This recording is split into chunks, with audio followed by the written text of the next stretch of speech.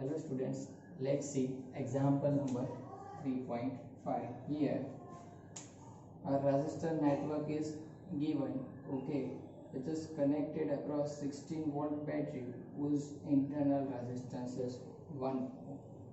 In part A, we have to compute equivalent resistance of the network. In part B, we have to calculate the current in each resistance, means we have to calculate current through each of the resistors, okay, in this network. In part C, we have to calculate voltage drop across AB, voltage drop across BC, and voltage drop across CD. So let's calculate part A, equivalent resistance of this network. Okay, so from this figure we can see that these two 4 ohm resistors are connected in parallel with each other. So if R dash is equivalent resistance of these two which is connected in parallel, then we can say that R dash is R1 into R2 upon R1 plus R2. So R dash is equal to 2 ohm. Same as this 12 ohm resistance and 6 ohm resistance is also connected in parallel. So if equivalent resistance of these two is R double dash, then we can say that R double dash is equal to 12 into 6 upon, you can say, 12 plus 6. So it becomes 72 by 18, that is equal to 4 ohm. Okay, now equivalent of this two 4 ohm resistor is 2 ohm, equivalent of this 12 ohm and 6 ohm resistors is 4 ohm. So this 2 ohm, 4 ohm and this 1 ohm resistor is said to be connected in a series. So final effective resistance over here we can say 2 plus 4 plus 1, and that is equal to 7 ohm. Okay, here we are not calculating this 1 ohm resistance in series with it, because this 1 ohm resistor is the internal resistance of this battery, and in part A we have to calculate equivalent resistance of this network only. Okay, so let's see part B now. In part B we have to calculate the current in each resistor.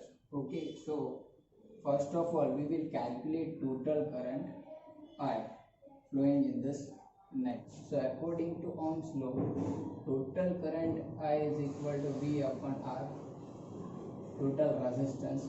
So over here potential V is a 16 volt and total resistance, okay, we already calculate effective resistance of this network, which is 7 ohm, and you can see that this 7 ohm resistance, which is effective resistance, is connected in series with this 1 ohm resistor. So total resistance is 8 ohm. So total current flowing in this network is said to be 2 ampere. Okay, now what we have to calculate? We have to calculate current through each of these resistors. Okay, so let's current flowing through this two 4 ohm resistors is I1 and I2. Okay, here you can see that total current entering at A is 2 ampere, and this current is distributed in this two 4 ohm resistor. As value of this two 4 ohm resistor is equal, so we can directly say that this 2 ampere current is distributed in each of this resistor equally. Okay, we are also calculate this I1 and I2 by another method, that in parallel potential across each resistor is same. So as two 4 ohm resistors are in parallel, so potential difference across them is also same. So potential difference across 4 ohm resistance, you can say 4 into I1 is equal to potential difference across this 4 ohm resistance, which is 4 into I2. Okay, so here I can say that I1 is equal to I2. Let it be equation number 1. Okay, now at this junction A, we can say that current entering is I and current leaving from this junction in these two branches I1 and I2. So here we can say I is equal to I1 plus I2. Let it be equation number 2. Okay, after solving equation 1 and 2, we get I1 equal to I2 equal to 1 ampere. Okay, now I1 and I2 is already known. Okay, so over here this two 1 ampere currents are meets at point B. Okay, so we can say that current flowing through this 1 ohm resistor is I1 plus I2. So here I can write current flowing through 1 ohm resistance is I1 plus I2, and that I1 plus I2 is nothing but total current I, which is 2 ampere. Okay, now once again this 2 ampere current is distributed in this 12 ohm resistor and 6 ohm resistor. Let I3 is current in this 12 ohm resistor and I4 be the current at this 6 ohm resistor. So once again this 12 ohm and 6 ohm resistors are in parallel. So we can say that potential difference across them is same. So here 12 ohm resistance and 6 ohm resistors are in parallel. So potential difference across them is same.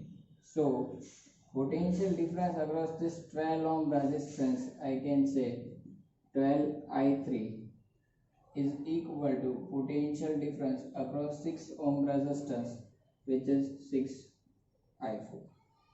Okay, so you can say 2I3 is equal to I4. Let it be equation number 3. Okay, and we can say that this 2 ampere current enters in this two resistors 12 ohm and 6 ohm. So here summation of I3 and I4 is nothing but total current, which is 2 ampere. So let it be equation number 4. After solving this equation, after solving equation 3 and 4, we will get I3 is equal to 2 by 3 ampere and I4 is equal to 4 by 3 ampere.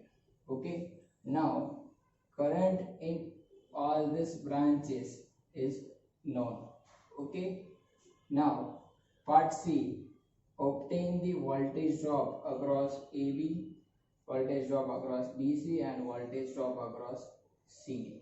Okay, so let's calculate part C of this problem. Okay, we have to calculate voltage drop across AB first. So we can say voltage drop across AB calculated by using Ohm's law.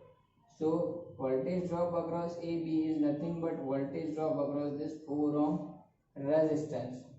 So according to Ohm's law, V equal to IR, it becomes 4I1. Value of I1 is 1. So here we can say VAB is nothing but 4 volt. Okay, then after what we have to calculate?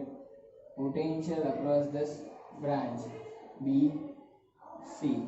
Okay, so same as by according Ohm's law, it is nothing but IR of this branch BC.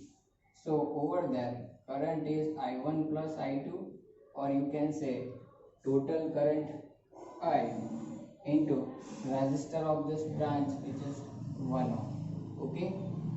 So value of total current is 2. So over here potential across this branch BC is 2 volt. Okay. In next part we have to calculate potential difference across this part CD. So over here this 12 ohm resistance and 6 ohm resistance are in parallel. Okay. So potential across CD is nothing but, you can say, potential across 12 ohm resistor or potential across 6 ohm resistance. So potential across CD is, you can say, 12I3. Okay. So 12 into I3, we know that it is 2 by 3 ampere. So after solving you will get 8 volt. Okay. Then after you can calculate this part by using this 6 ohm resistors as well. So if you calculate, then voltage across CD is 6I4 as well. So 6 and I4, we know that it is 4 by 3. So it is once again 8 volt, because voltage in parallel connection is always